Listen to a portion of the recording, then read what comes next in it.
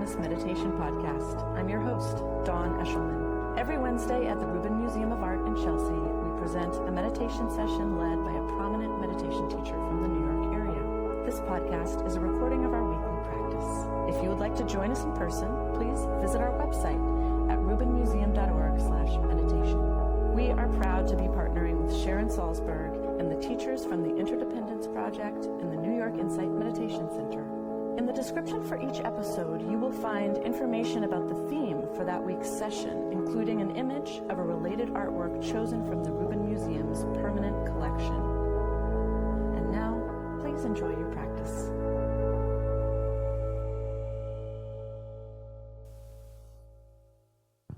Hi, everyone. We're talking about being whole this month. And so I hope you made it here in one piece. It looks like you did. And believe it or not, next time we see each other, if you're here next week, it will officially be spring. Just take that in for a moment. Might help you on the trek home. So as I mentioned, we're talking about being whole this month, and we're using the visual element of the fractal to symbolize that. And when we see fractals in nature, we often will see them in a snowflake or frozen water.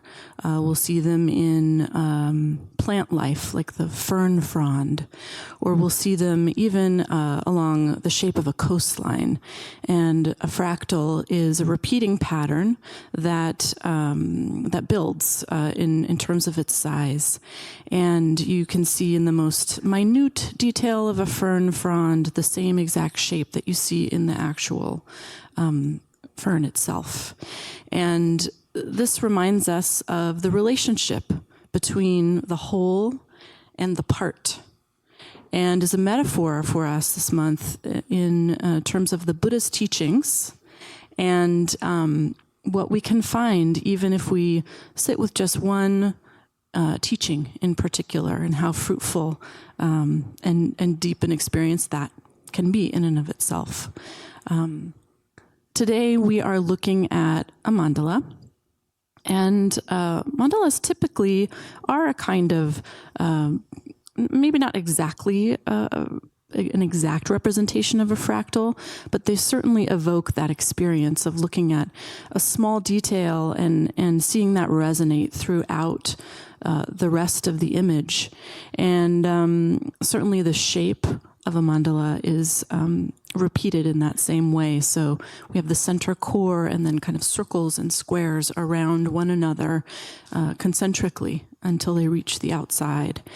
And a mandala is from one perspective, thought to be a kind of a palace that you enter really through your mind, not necessarily a physical place, but a place that a practitioner might go specifically for meditation.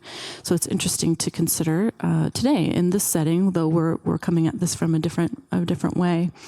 But the mandala is, in fact, this one that we're looking at today includes 4 different mandalas within one. So you see that these 4 are distinct from one another.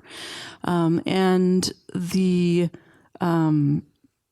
experience of the practitioner would be to picture themselves inside this kind of layout of a palace. So what you're seeing here is sort of like the bird's eye view of 4 palaces that make up one.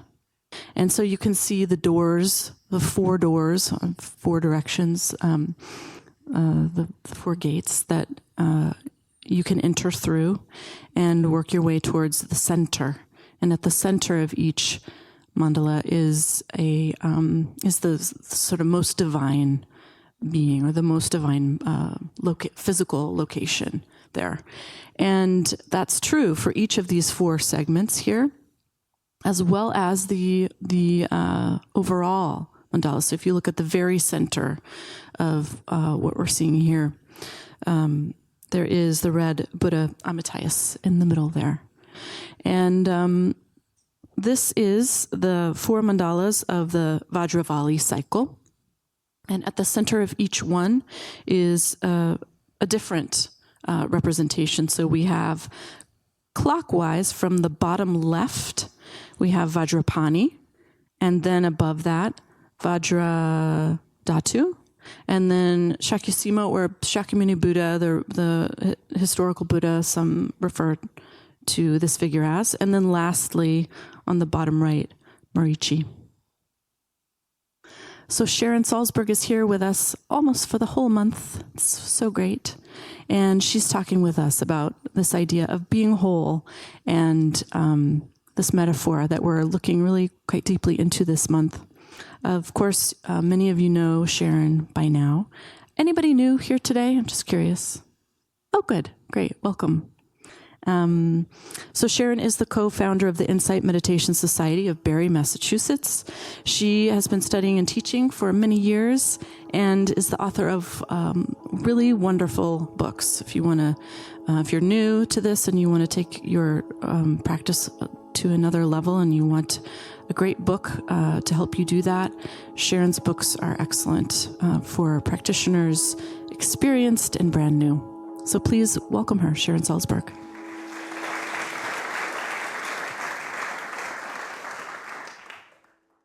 It's so beautiful, isn't it? I love looking at that. Hello. Snow. I was supposed to go to Massachusetts on Sunday and back here yesterday. So everything switched. I didn't make it to Massachusetts at all. And I had one of those days, many of you probably did as well yesterday, where I didn't leave my apartment. It was quite interesting. Snow. So next week is spring. Maybe we'll talk about renewal next week. So I was thinking, and also looking at that very beautiful piece of art, that often when one thinks of a fractal, what we think of is repetition, right? And repetition is a very interesting notion because the aliveness of something that's repetitive depends on the degree of our presence, of our observation, of our interest. Because mostly we tune out, we rely on some kind of novelty in order to feel alive, in order to really feel captured by something, rather than looking at the quality, the degree of our awareness, the quality of our awareness really to see what makes this an experience of connection and fulfillment, or one of just kind of skipping over or waiting or boredom or whatever it might be. So I also thought of this time in 1984 when I co-founded, as you know, a retreat center in Massachusetts, the Insight Meditation Society, in this little town called Barre. And in 1984, we invited a Burmese meditation master named Sayadaw U Pandita to come visit and lead a 3-month retreat. And we'd never met him before, but we heard he was a very great teacher, so we invited him. And I sat that retreat, as did many of my friends, and he was a really tremendous, a great teacher. He also turned out to be really kind of intense and demanding and fierce, even ferocious, you know, and it was like every once in a while I'd look at him and think, what did we do? You know, like, although he and I had a really great relationship, and we were seeing him 6 days a week for each of us individually for just these short meetings where we were supposed to describe our practice, and he would get some feedback. He would give us some feedback about that description. So I began my meditation practice actually in January of 1971. So it had been almost 14 years by the time he appeared. And I hadn't worked with a teacher for a few years at that point. And in addition to Sayadaw Pandita being kind of intense, he also he had a teaching style which involved a lot of repetition. both in his discourses. Sometimes it would be like night after night after night after night, like, really? Same topic, And also in those meetings, he would just get on a thing, and it would last for who knows how long, usually until something shifted inside of you. And then he'd go on to some other thing. But we got into a thing very quickly where I would go in and I would describe something, maybe something beautiful and peaceful and delightful happening in my meditation practice. And he would look at me and he would say, well, in the beginning it can be like that. And I'd think, I'm not a beginner. I've been practicing for almost 14 years, but there was nothing to say, so that was it. That's the only thing he said was, in the beginning it could be like that. And maybe I'd come in the next day and I'd describe something very challenging and difficult that I was grappling with my practice, and he would say, well, in the beginning it could be like that. And I think, I'm not a beginner, and then day after day after day after day, whatever I described, he had one answer. Well, in the beginning it could be like that. I even left his room at one point in some frustration, thinking, I wonder how come everyone said he was such a great teacher, Never says anything. All he ever says is, well, in the beginning it can be like that, and I'm not a beginner. And at one point I felt like there was a giant neon 14 in my brain, like flashing at him, not a beginner, I'm practicing for 14 years. And then one day, something did shift inside of me, and I thought, oh, that's not an insult. Remember, like, beginner's mind, and it's supposedly good to be a beginner, to feel like a beginner, that, when we're at the beginning of something, we are open and interested, and we're not so jaded and, not so caught up in expectations, and which I frankly was at that point, like, oh yeah, I know what comes next, or oh yeah, I just have to get through this, and then there's that, or, oh, I've seen this before, or whatever it is. And I was a long way from the days when every single breath was different, even though it was just the breath. And it was like, I got it. And I thought, oh, it's good to be a beginner. That's actually what you want. It's not the state that you awkwardly start out with and circumvent as soon as you can, That's actually a good thing. So, of course, the day I got it was the day he stopped saying it. And he went on to something else. But I think we can be so much that way in terms of meditation practice. For one thing, there are methods, there's guidance, there are tools. And it's easy to think, oh, it started with that. Why is that still here? That's like 101. I should be way, way beyond that now. And it's confounding to us that in a lot of ways the instruction never changes. We change. And our understanding changes, and our experience changes, and our ability to let go changes, and our interest in what's happening, even if it's not like flamboyant and dramatic, it changes. Our ability to be with adversity changes. Our compassion changes. But it's still often like, sit down and feel your breath, really? We used to joke, my colleagues and I, that this was like the easiest thing in the world to teach on a certain level. I mean, not like Upandita level, because he got it in me. It was like amazing. He just picked that up, that sort of jadedness or half-heartedness. And would I have gotten it myself? Eventually, I actually do believe that, because I really believe in the integrity of one's practice and that these things do get revealed to us. But he got it a little sooner, I think, than I got it. And he really, he made sure I understood it. But apart from that, we used to joke, like, yeah, you only ever say like one thing, like be aware of it, or could you be mindful of it? It's not a lot to learn in terms of, the scope of your instruction. But it's not that easy to do. And it's not that easy to be that simple, for one thing. And to do the same thing again and again with that kind of actual intensity, presence, wholeheartedness. I do look back in those days when I first began, which is now 45 years ago or more, my meditation, and I think, it felt like a miracle to be aware of a breath. It was like such a big thing, like, wow. And so amazing, and something you'd like talk about, like I felt little tingles or whatever, and I think, oh my God, I can't believe we talked about that. But wow, it was so extraordinary.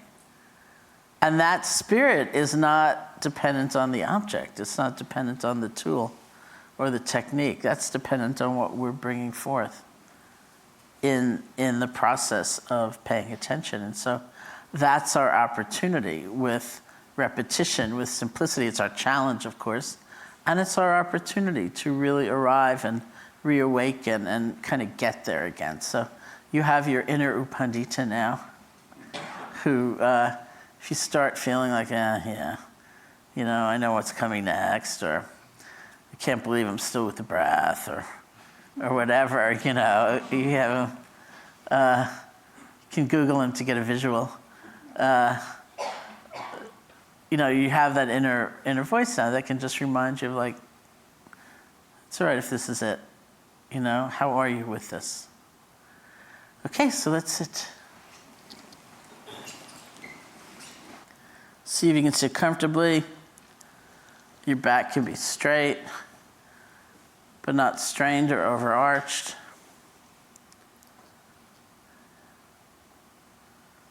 Close your eyes or not, however you feel most at ease. If you start to get really sleepy, it's fine to open your eyes and continue on.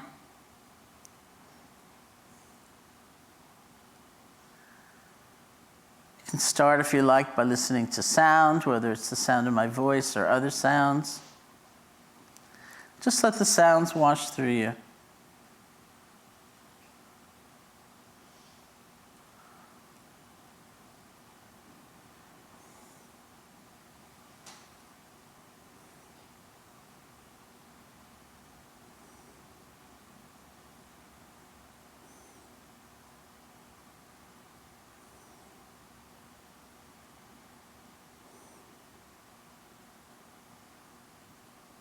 And bring your attention to the feeling of your body sitting, whatever sensations you discover.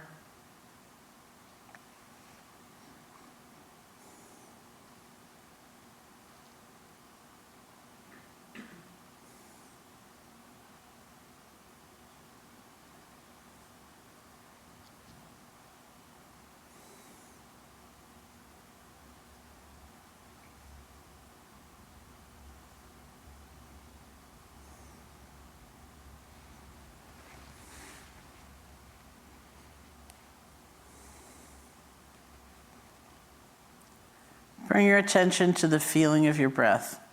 And in this system, it's just the normal, natural breath.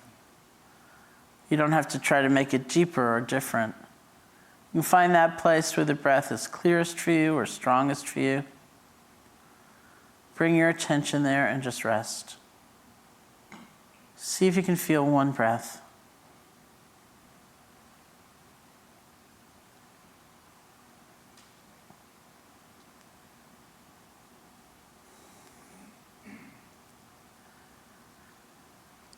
Without concern for what's already gone by, without leaning forward for even the very next breath, just this one.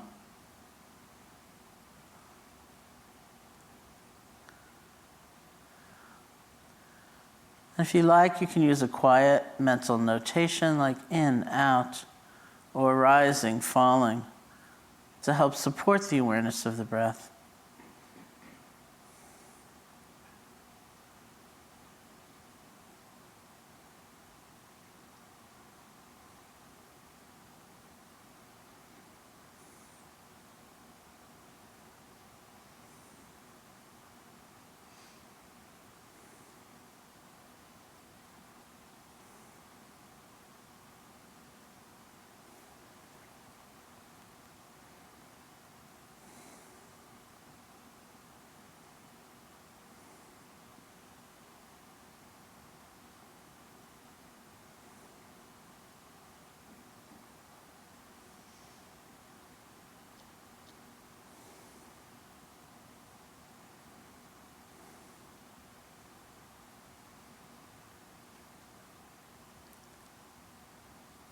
If you find your attention wandering, you get lost in thought, you fall asleep, don't worry about it.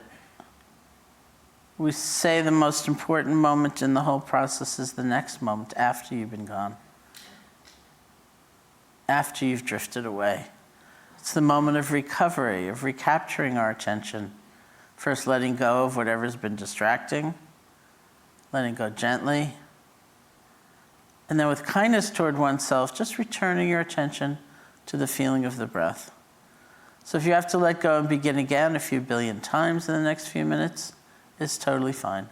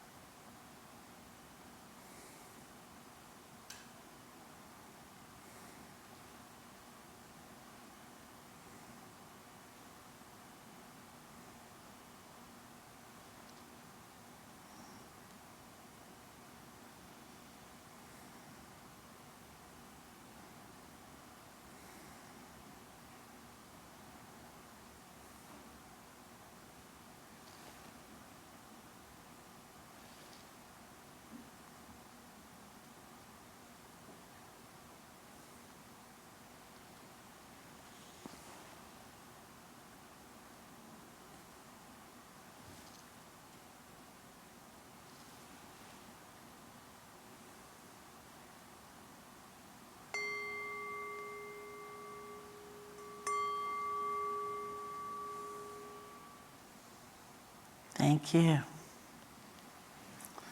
Be well, be happy. See you next week.